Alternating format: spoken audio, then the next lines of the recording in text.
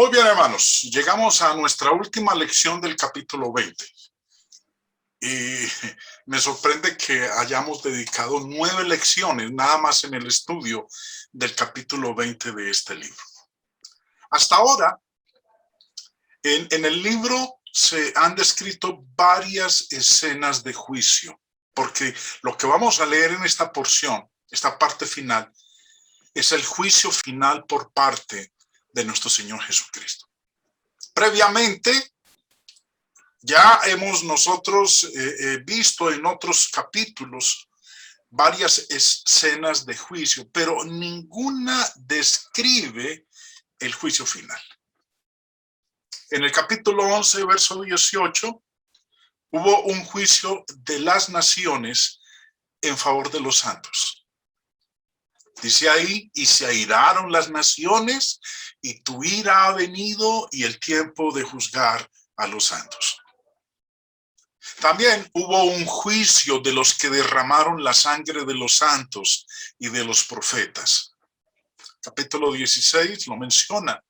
Porque has juzgado todas las cosas, lo he resaltado en letra roja, porque lo has juzgado todas las cosas por cuanto derramaron la sangre de los santos y de los profetas. También vimos el juicio de la ramera en el capítulo 19. Y finalmente estuvimos nosotros estudiando el juicio de la bestia y del falso profeta. Pero todos estos juicios pertenecían al período del Imperio Romano. Juan ahora trae la vista al juicio final. Momento en el que pasa por el orden actual y la resurrección y el juicio de todos los que han vivido sobre la tierra. Y es del que vamos a hablar en la lección de hoy. A veces las personas se plantean la pregunta de por qué habrá un juicio si el individuo sabe desde que muere, desde el momento de su muerte, cuál es su estado y cuál será su destino. Aunque los pensamientos y palabras de la vida están abiertos para inspección en el juicio, parece que la ocasión de esto que vamos a estudiar a continuación es principalmente una de recompensas a justos y castigos a los malos. El juicio final por parte de Cristo es lo que vamos a estar estudiando en el resto de este tiempo, hermanos, en la lección de hoy.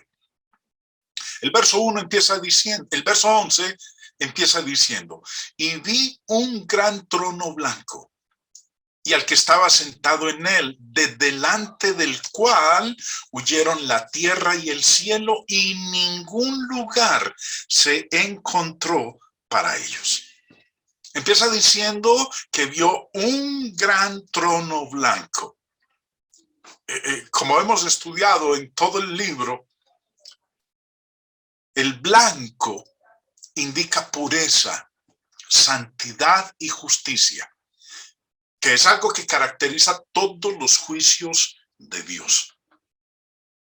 Y dice en la segunda parte que vio también al que estaba sentado en ese trono. La semana pasada, cuando estábamos estudiando Apocalipsis, habíamos llegado hasta esta sección, en donde hacíamos la pregunta de ¿Juan vio a Dios el Todopoderoso en el trono? ¿O es a Cristo, el Cordero, a quien él vio en el trono? Bueno, vamos a considerar la pregunta y mirar si podemos encontrar la respuesta de quién es el que está sentado en el trono y que es el que va a realizar el juicio. Algo que sabemos nosotros es que todos los juicios mencionados en el libro del Apocalipsis han sido atribuidos a Dios el Todopoderoso. Los juicios que vimos hace un momento. Capítulo 16, verso 5 dice, y oí al ángel de las aguas que decía, justo eres tú, oh Señor, el que eres y que eras, el santo, porque has juzgado estas cosas. Y en el verso 7, también oía otro que desde el altar decía, ciertamente, Señor Dios Todopoderoso, tus juicios son verdaderos y justos. Ustedes podrán recordar, hermanos, que en la primera lección, cuando empezamos a considerar el Apocalipsis, algo que expuse en esa ocasión y en varias lecciones también, es que cuando leemos en el libro del Apocalipsis, Dios Todopoderoso siempre se está refiriendo al Padre. Por eso aquí estamos viendo que los juicios del libro del Apocalipsis, sin mencionar, sin incluir el que vamos a estar estudiando en un instante, son atribuidos a Dios el Todopoderoso. También aprendimos nosotros en el capítulo 19 que fue el Verbo de Dios, el Rey de Reyes, que salió para juzgar y hacer la guerra. Dice en el verso 11, entonces vi el cielo abierto y aquí caballo blanco y el que lo montaba se llamaba Fiel y Verdadero. Y es el Verbo de Dios, Jesús de Nazaret. ¿Y qué hace? Y con justicia juzga y pelea.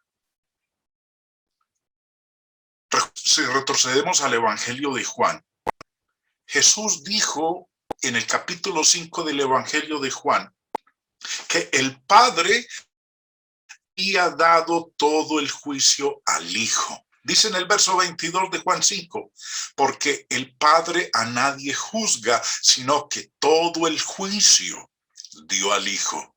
Y añade, verso 27, y también le dio autoridad de hacer juicio por cuanto es el Hijo del Hombre.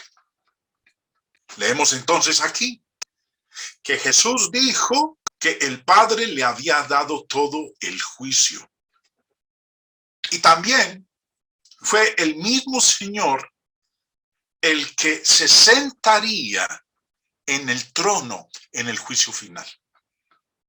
Mateo 25 dice, verso 31, cuando el Hijo del Hombre venga en su gloria y todos los santos ángeles con él, entonces se sentará en su trono de gloria. Y serán reunidas delante de él todas las naciones y apartará los unos de los otros, como aparta el pastor las ovejas de los cabritos. El resto de la narración, la mayoría de nosotros conocemos muy bien, porque a unos los pondrá a la derecha y a los otros a la izquierda, y sabemos cómo culmina. Entonces, el que se sentaría en el trono en el juicio final, nos dice Mateo 25, que es el Señor Jesucristo. Ahora, la idea de que Dios juzga y sin embargo Cristo juzga, porque estábamos leyendo ahorita pasajes donde nos dice que el juez de todo es el Dios Todopoderoso, y estos otros textos nos dicen que el juicio es de nuestro Señor Jesucristo. Ahora, eso no debería presentar ningún problema para nosotros, ni mucho menos decir que es una contradicción, porque Jesús enseñó que el juicio de Dios, Pablo enseñó que el juicio de Dios se llevaría a cabo a través de Jesucristo. Y Jesús en su ministerio enseñó que él y el Padre son uno, una divinidad en propósito, en obra. Por eso es que Pablo enseñó más tarde que el juicio de Dios se llevaría a cabo a través de Jesucristo. Cuando estuvo en Atenas y se le dio la oportunidad de hablar en el Areópago, habló de ello. En Hechos 17:31 leemos, por cuanto ha establecido un día en el cual juzgará al mundo con justicia por aquel varón a quien designó, dando fe a todos con haberle levantado de los muertos. ese varón que fue levantado de los muertos es nuestro Señor Jesucristo. ¿Y qué va a hacer en el día establecido por Dios, en el día final? Va a juzgar al mundo. Y como dice ahí, con justicia. Nosotros leemos del tribunal de juicio de Dios y de Cristo. En Romanos 14:10, leyéndolo en la Biblia de las Américas, dice, pero tú, ¿por qué juzgas a tu hermano? ¿O tú también, por qué menosprecias a tu hermano? Porque todos compareceremos ante el tribunal de Dios. Y en 2 Corintios 5, Pablo dice en el verso 10, porque es necesario que todos nosotros comparezcamos ante el tribunal de Cristo. El tribunal es el tribunal de Dios, como dice en Romanos 14. Y también es el tribunal de Cristo. Recuerden lo que acabo de decir hace un momento. Jesús y el Padre son uno. Uno en juicio, uno en mente, uno en obra. Son uno en la divinidad. Por eso lo que es del uno es del otro. Lo que hace uno lo hace también el otro. Cuando el Señor le mandó la carta a una de las iglesias en Éfeso, perdón, en Asia Menor, las iglesias mencionadas en el libro del Apocalipsis, aprendemos que en el verso 21 del capítulo 3 dijo, al que venciere le daré que se siente conmigo en mi trono, así como yo he vencido y me he sentado con mi Padre en su trono. Y ya terminando Apocalipsis, en el capítulo 22, verso 1 dice, después me mostró un río limpio de agua de vida, resplandeciente como cristal, que salía del trono de Dios y del Cordero. No dice de los tronos, uno de Dios y el otro del Cordero. Dice del trono, que es de quién, que es tanto de Dios como del Cordero. Pablo ofrece la explicación del juicio de Dios y Cristo cuando dijo en Romanos capítulo 2, verso 16, en el día en que Dios juzgará por Jesucristo los secretos de los hombres conforme a mi evangelio. Concluimos entonces, hermanos, que es Cristo a quien Juan vio en el trono, ejecutando juicio en el nombre del Padre. Sigue diciendo, versículo 11, que de delante de él, del que estaba sentado en el trono, huyeron la tierra y el cielo. Lo que sucede es lo que el Dios en su palabra nos ha declarado ya desde antiguo. Juan ve que esto sucederá en la venida de Cristo en juicio, mientras pasa el orden actual, el mundo como nosotros lo conocemos. Dios ya lo había anunciado desde el Antiguo Testamento. En el libro de Hebreos, capítulo 1, que es una cita del Salmo 102, dice, y tú, oh Señor, en el principio fundaste la tierra y los cielos son obra de tus manos.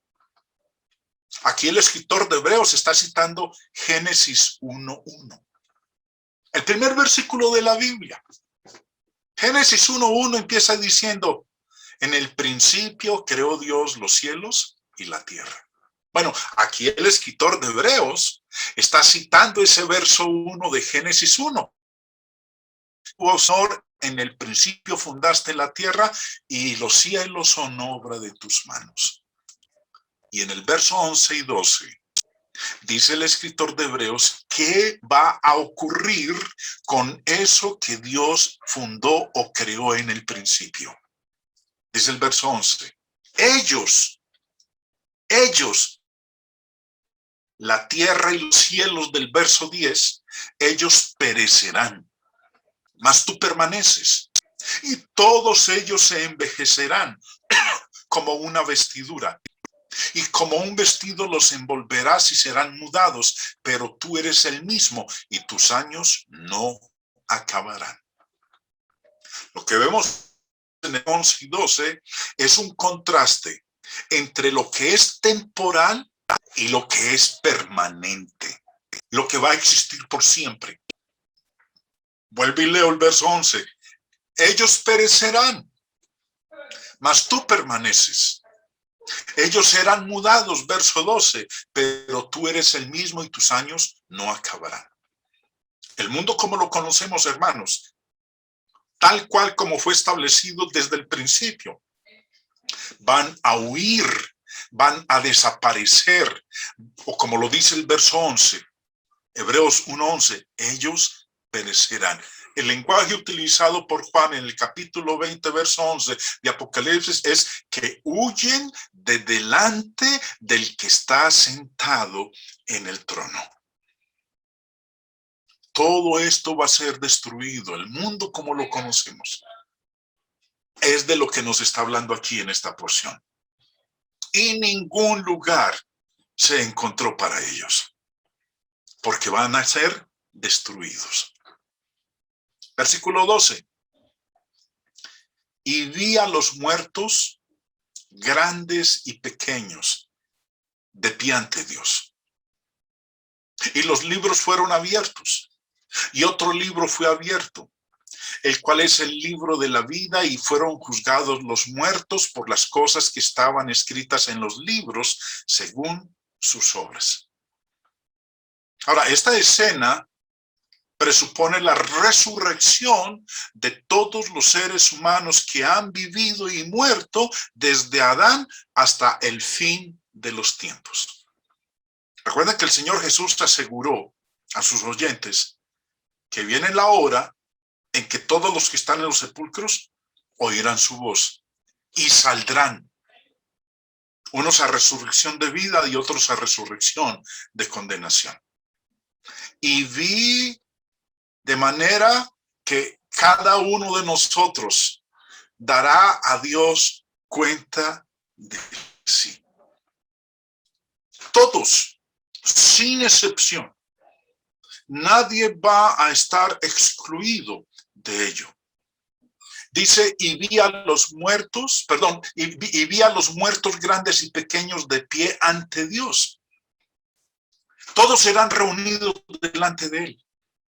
Los muertos, pequeños y grandes, ricos y pobres, reyes y esclavos, presidentes y simples ciudadanos, los que lleven mucho tiempo como hijos de Dios y los que simplemente fue por un breve periodo de tiempo en que estuvieron con Dios. Los muertos, grandes y pequeños, todos vamos a estar ante él. Cada uno de nosotros dará a Dios cuenta de sí. Y luego dice, los libros fueron abiertos. Esto es una reminiscencia de Daniel 7:10, donde nos dice allá en Daniel 7:10 que los libros fueron abiertos. Ahora, aquí habla en plural, dice, los libros fueron abiertos en la escena del juicio. Y significan los diferentes estándares por los cuales todos los vivos serán juzgados. Recordemos que la Biblia se compone de 66 libros.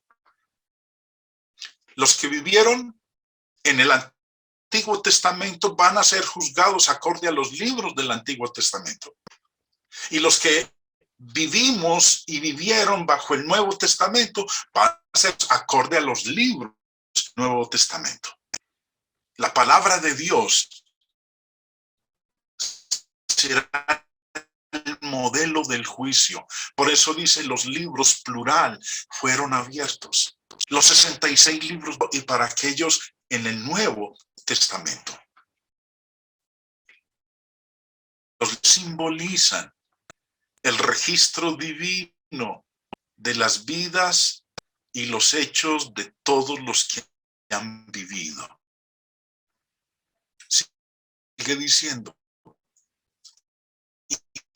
y otro libro fue abierto, el cual incluía la lista de Dios de los justos de todas las edades, porque este es el libro de la vida.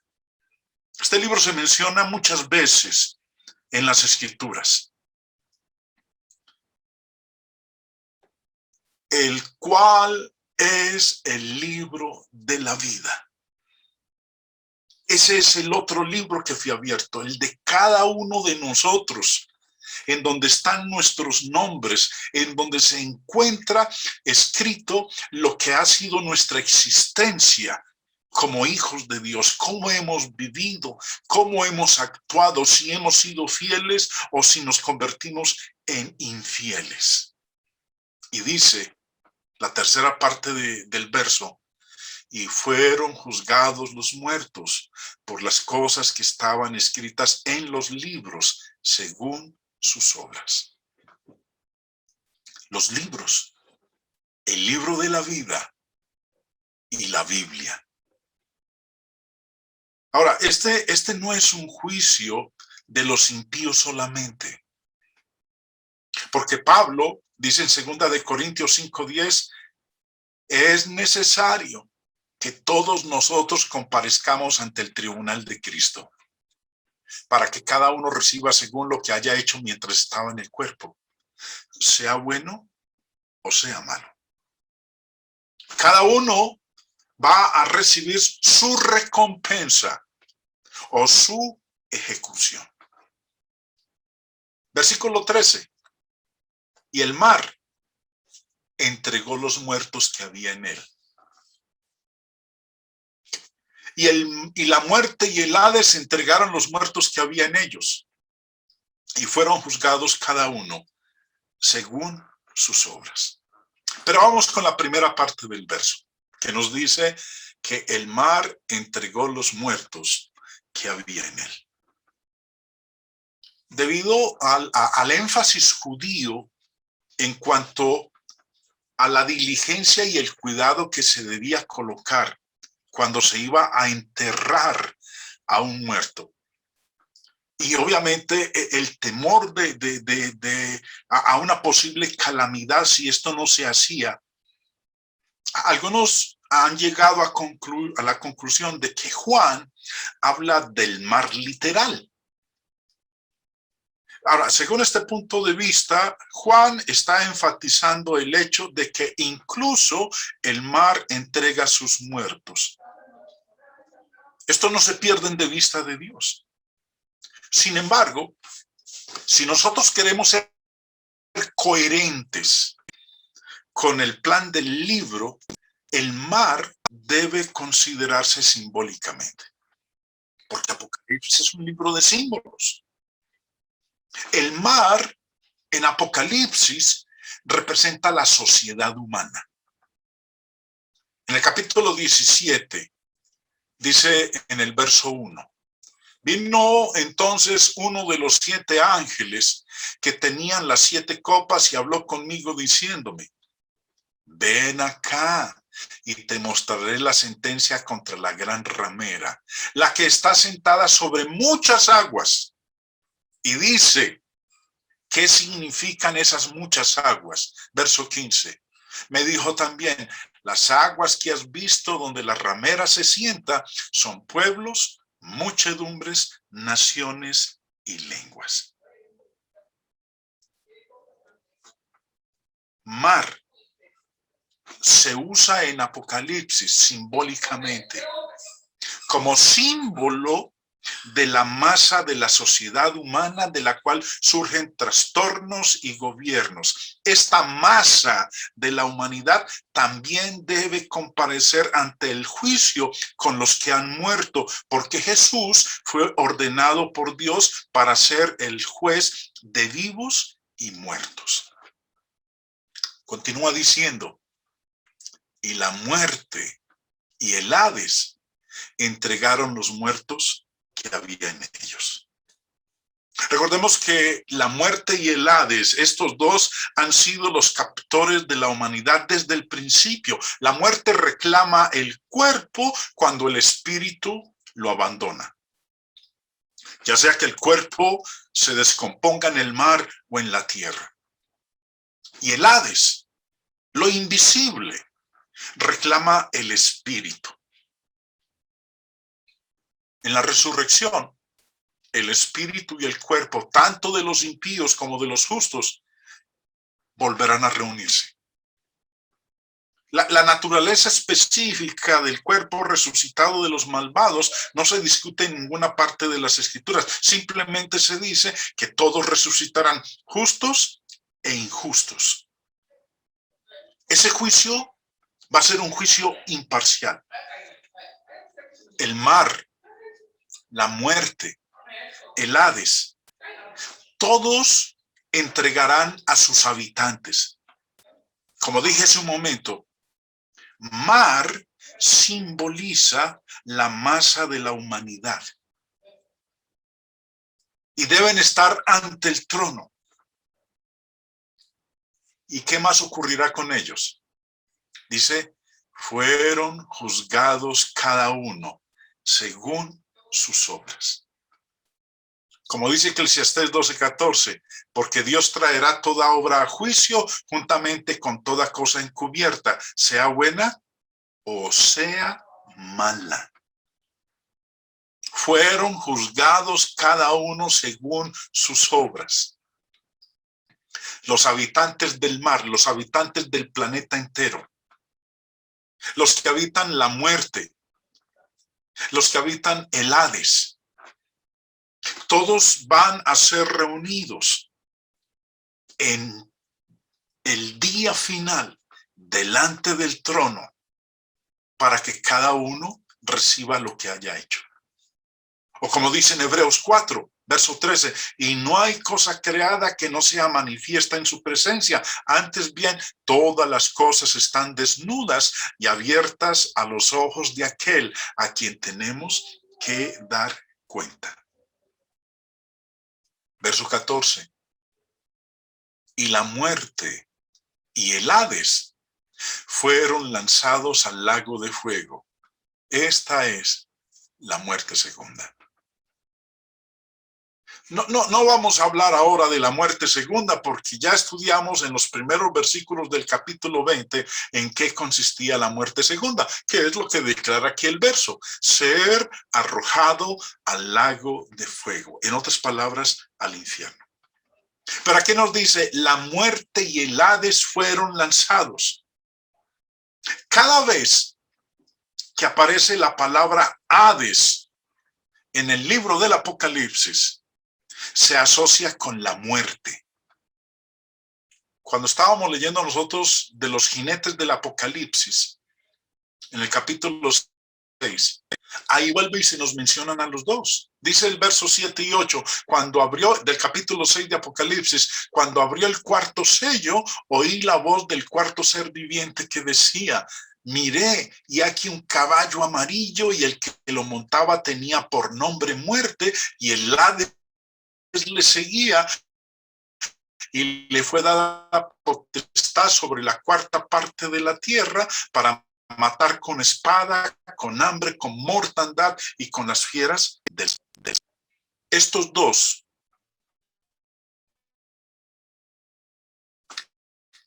cabalgan juntos, terminan juntos. ¿Por qué? Porque ahora la muerte y el Hades son arrojados al lago de fuego, donde han sido arrojados la bestia, la gran ramera, el falso profeta y el gran dragón, el diablo.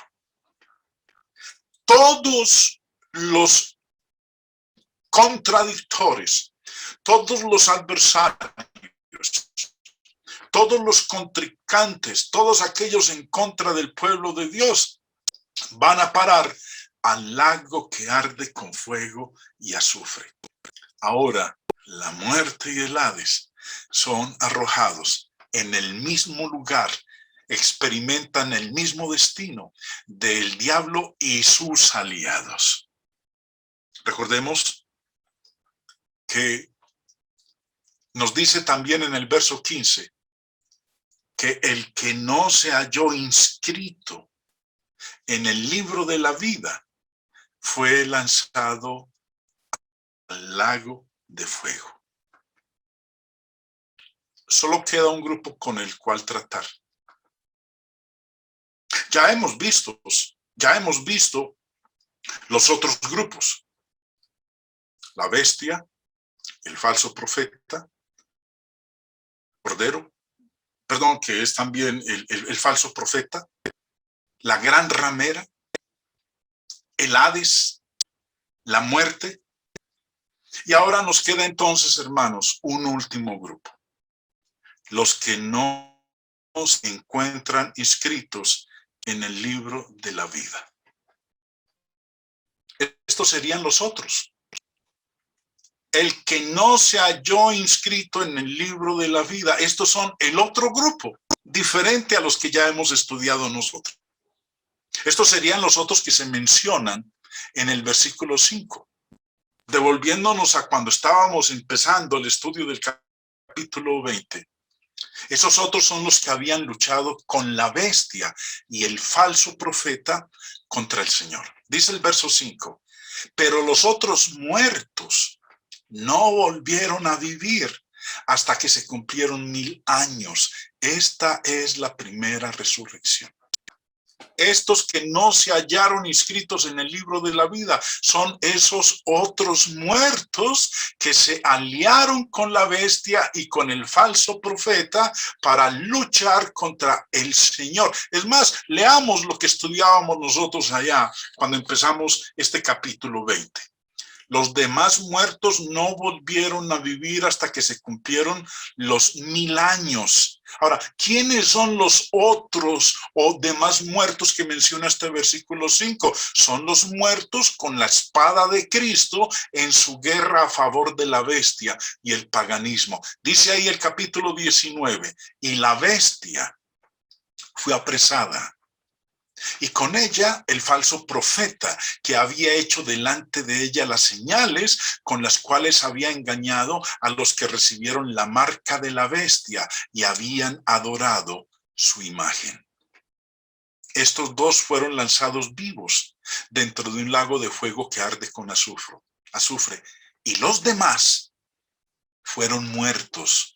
Recuerda que el versículo 5 dice, los demás muertos no volvieron a vivir. Bueno, aquí nos los menciona en el verso 21. Y los demás muertos, y los demás fueron muertos con la espada que salía de la boca del que montaba el caballo, y todas las aves se saciaron de las carnes de ellos. Este es el último grupo, hermanos. El último que quedaba por tratar, que también van a estar en ese gran día. La derrota de Satanás y sus fuerzas contra Dios no van a tener oportunidad alguna. Los que se habían reunido en torno a Satanás en su último esfuerzo por destruir el campamento de los santos, esos son esos otros. Esos que no se hallaron inscritos en el libro de la vida. Lo habíamos estudiado nosotros en la lección anterior. En el verso 9 dice, y subieron sobre la anchura del mar. Recuerden que estábamos hablando de Gog y Magog. Y que reunieron un gran ejército. Y subieron sobre la anchura de la tierra y rodearon el campamento de los santos y la ciudad amada. Y de Dios descendió fuego del cielo y los consumió. La derrota de Satanás y sus fuerzas contra Dios y la verdad es total. Esa derrota es total, es completa y es definitiva. Seguramente nadie quiere pasar la eternidad en el infierno, pero la mayoría del mundo lo hará. Todos aquellos que con su indiferencia al Señor no se han puesto de su parte o se han apartado de él, no están inscritos en el libro de la vida. Hebreos 10:26 dice, porque si pecáremos voluntariamente, después de haber recibido el conocimiento de la verdad, ya no queda más sacrificio por los pecados. Dice el verso 21, horrenda cosa es caer en manos del Dios vivo. Cada individuo hace la elección porque Dios no hace acepción de personas. ¿Y qué ocurre con ellos?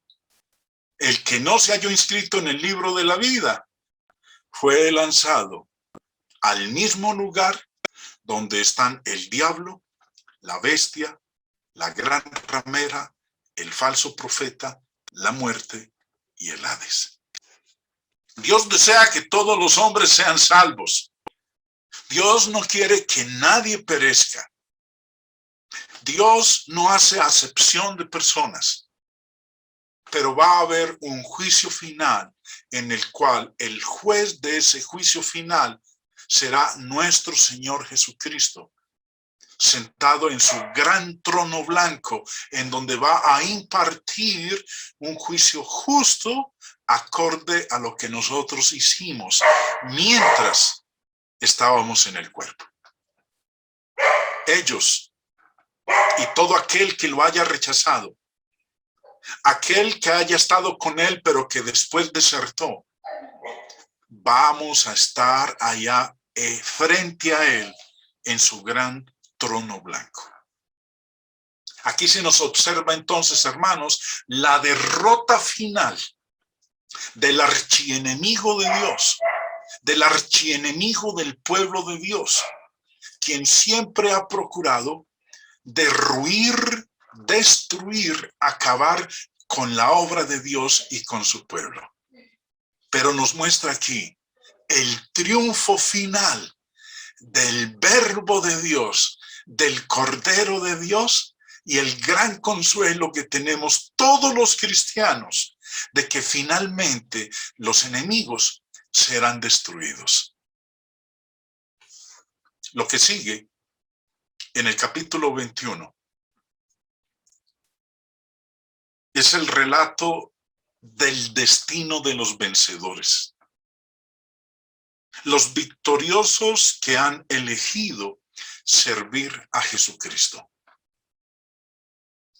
Es de lo que nos habla el capítulo 21 y el capítulo 22. Se nos termina en el capítulo 20 con el juicio final y ya sabemos quiénes van a estar allá.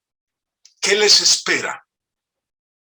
Y lo que sigue es la esperanza de gloria eterna más increíble que el apóstol Juan dedica 2 capítulos para describirnos, a fin de que nosotros en nuestra mente finita podamos al menos arañar un poco de cómo fue ese lugar que Cristo fue a prepararnos. Recordemos las palabras del Señor en Juan capítulo 14. En la casa de mi Padre muchas moradas hay. Voy pues a preparar lugar para vosotros, para que donde yo esté, vosotros también estéis. Los quiero invitar, hermanos, para estos 2 capítulos finales que vamos a estar estudiando. Obviamente nos vamos a llevar varias lecciones, varias semanas, para que podamos de una manera minuciosa observar cada uno de los detalles de ese lugar, de esos cielos nuevos y de esa tierra nueva, de esa Jerusalén celestial que nos es descrita en términos que hace que nosotros nos llenemos de una esperanza y alegría enorme por ese lugar que está esperando por nosotros.